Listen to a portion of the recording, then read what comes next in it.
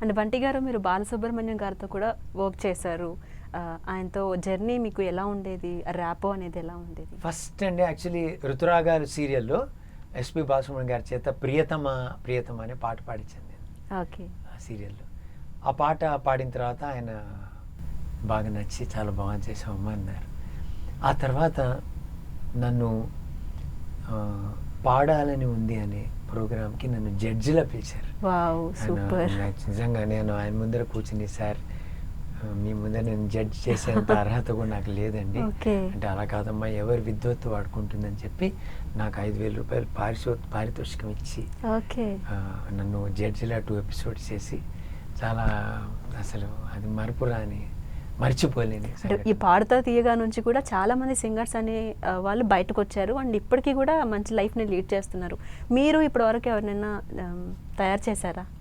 తయారు నేను అంత గొప్పవాడిని కాదండి, బట్ ఎవరైనా వాయిసెస్ బాగుంటే వినంగానే వాళ్ళకి అవకాశం ఇచ్చి టీవీ సీరియల్స్లో పాడించేవాడిని అండి. ఓకే. ఆల్మోస్ట్ ఇప్పుడు సునీత గారు ఋతురాగాలు, తర్వాత గీతా మాధురి, తర్వాత మాళవిక, తర్వాత అనూప్ రూబెన్స్ వైఫ్ కేశవశ్రావణి, తర్వాత నాగ సాహితి, హర్షిక గుడి, వీళ్ళందరి చేత అంటే యాక్చువల్లీ ఎట్లయిందంటే వెంకీ పట్వారి అని మ్యూజిక్ వరల్డ్ ఉండేది, అక్కడ తను వర్క్ చేసేవాడు.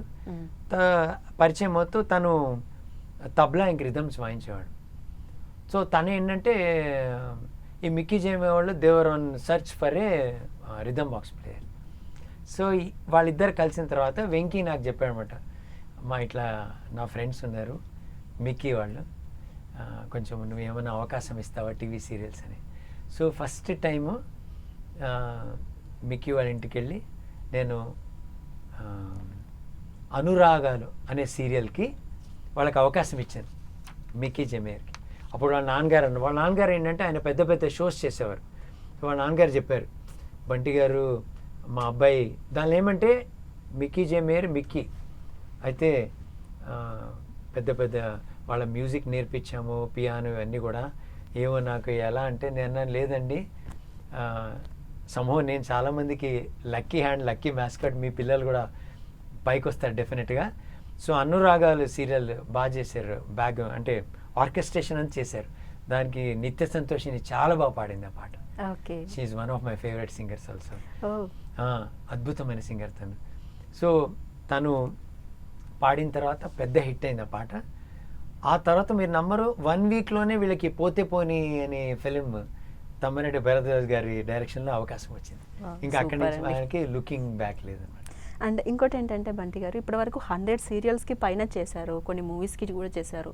ఎన్ని అవార్డ్స్ వచ్చింటాయి అంటారు ఇప్పటి వరకు? నాకు ఇంతవరకు యాక్చువల్లీ అంటే నంది అవార్డ్స్ 2 సార్లు వచ్చాయండి. ఒకటి చక్రవాకం ఎందుకో నాకే అసలు టైటిల్ సాంగ్కి సింగర్గా, తర్వాత మా ఇంటి ఆడపడుచు అని ప్రభాకర్ గారు డైరెక్ట్ చేసిన సీరియల్కి టైటిల్ సాంగ్ వచ్చింది. 2 ఇంకా అనౌన్స్ చేయలేదు కదండి, యాక్చువల్లీ కెరటాలు కూడా వచ్చిందనమాట. అది ఇంకా అనౌన్స్ చేశారు, ఇంకా అవార్డు ఇవ్వలేదు. అంటే బంటి